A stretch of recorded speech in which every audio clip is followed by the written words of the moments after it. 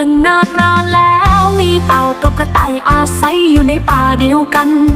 กระต่ายเป็นสัตว์ที่รวดเร็วและว่องไวมากมันมักจะออกไปถึงความเร็วของมันต่อสัตว์ตัวอื่นเกินเสมอส่วนเต่าเป็นสัตว์ที่เชื่องช้าแต่ใจเย็นและมั่นคงวันหนึ่งกระต่ายเดินไปเจอเต่ากำลังค่อยๆคลานอยู่มันหัวเราะยอดเต่าแล้วพูดว่าเจ้าช่างเชื่องช้าจริงๆถ้าข้าเป็นเจ้าข้าคงอายจนไม่อยากออกจากบ้านเต่ายิ้มอย่างใจเย็นและตอบกลับว่าความช้าของข้าไม่ได้หมายความว่าข้าจะทำอะไรไม่สำเร็จเราลองแข่งกันไหมแล้วมาดูกันว่าใครจะถึงเส้นชัยก่อนกระต่ายหัวเราะเสียงดังและตอบตกลงทันทีคิดว่าตนเองชนะเต่าได้อย่างง่ายดายวันแข่งก็มาถึงสัตว์ในป่ามารวมตัวกันเพื่อดูการแข่งขัน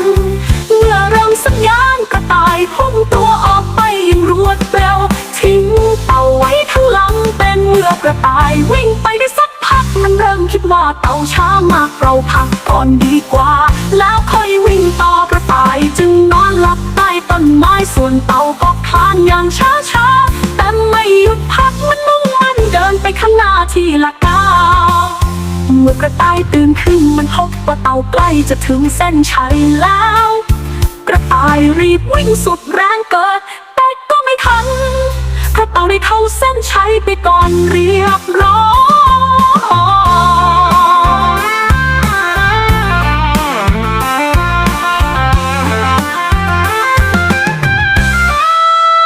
วันนี้กระต่ายเดินไปเจอเต่ากำลังค่อยๆคลานอยู่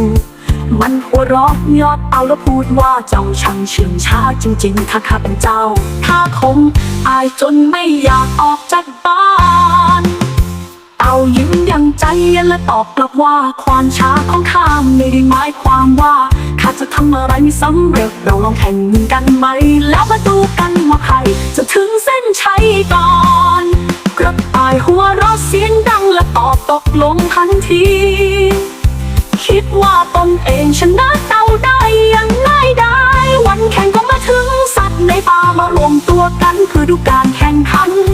เมื่อเริ่มสัญญาณกระต่ายพุ่งตัวออกไปอย่างรวดเร็วทิ้งเต่าไว้ข้างหลังเป็นเมื่อกระต่ายวิ่งไปได้สักพักมันเริ่มคิดว่าเต่าช้ามากเราพักก่อนดีกว่าแล้วค่อยวิ่งต่อกระต่ายจึงนอนหลับใต้ต้นไม้ส่วนเต่าก็คลานอย่างช้าแต่ไม่หยุดพักมันมุ่งมั่นเดินไปข้างหน้าทีละก้าวเมื่อกระต่ายตื่นขึ้นมันพบว่าเต่าใกล้จะถึงเส้นชัยแล้วกระต่ายรีบวิ่งสุดแรงเกิดแต่ก็ไม่ทันเพราะเต่าได้เข้าเส้นชัยไปก่อนเรียบร้อ